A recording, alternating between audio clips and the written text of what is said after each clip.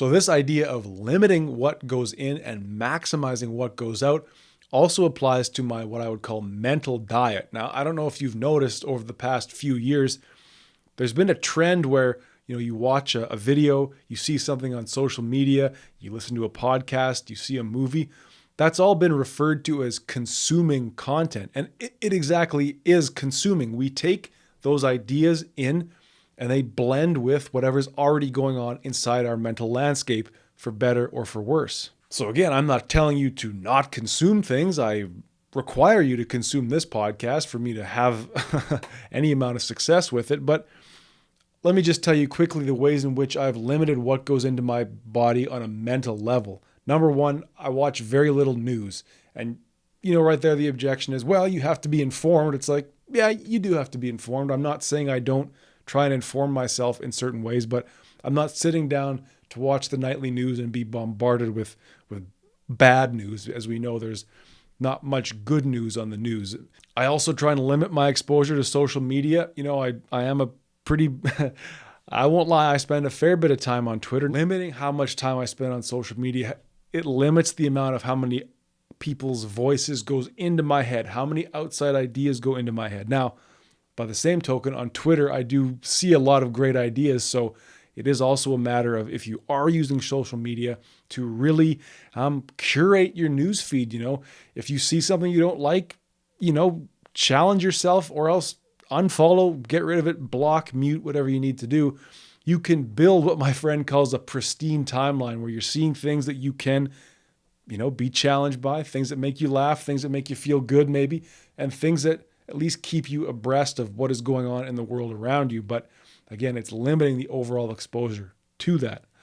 I watch very few movies, no reality TV, but again, I listen to my share of comedy podcasts and spend time on Twitter. But really, it's about thinking and, I guess, mindfully being aware of how much of that time am I spending doing those things. So the flip side of that, of course, is maximize what goes out.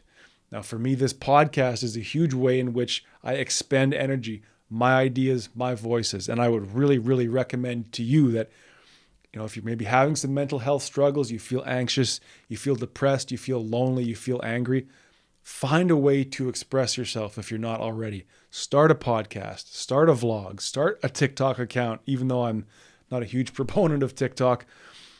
Pick up a camera, pick up a paintbrush. You might want to learn about something online, further educate yourself on something. Stimulate that part of your mind, just like a muscle in your body. The muscle of your mind requires that work. It requires that repetition, that challenge, and that novelty. So as I said, for me, the podcast is huge. Also journaling, keeping a journal every night, writing, what did I do today? And I've said a lot on this show about that, so I won't go too much more into it.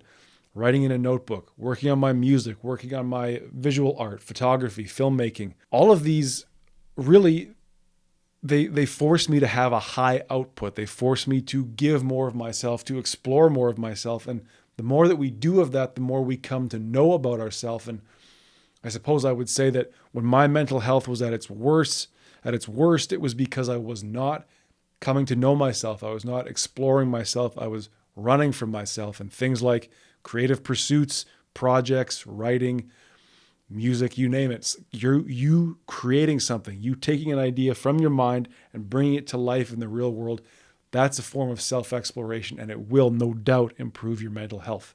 And in the same vein, there's also something to be said about limiting what goes in as far as who you listen to, whose advice you take. I've said before, it's hard to give advice, right? It's hard to really think that we could help another person. So to believe that someone could help you, there might be one or two people in your life, or if you're lucky, there's many people in your life whose advice you trust. But I suppose this is a reminder for myself and to you to be mindful about whose ideas go into our head. And then do we take those ideas at face value, or do we work on them? Do we make them work? Do we take the parts that work and rebuild them and apply them to ourselves?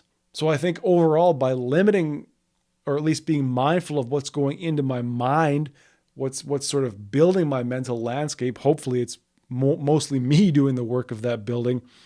It's really allowed my inner voice to become louder. It's allowed my intuition to become stronger when there's moments when I say, well, what's the problem right now? Why do I feel this way?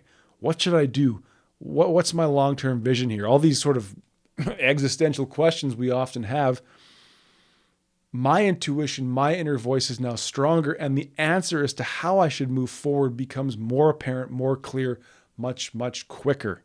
So I will leave it there for now, and I'll simply challenge you to think about this for yourself. Does this make sense to limit what goes into your body and to maximize what goes out?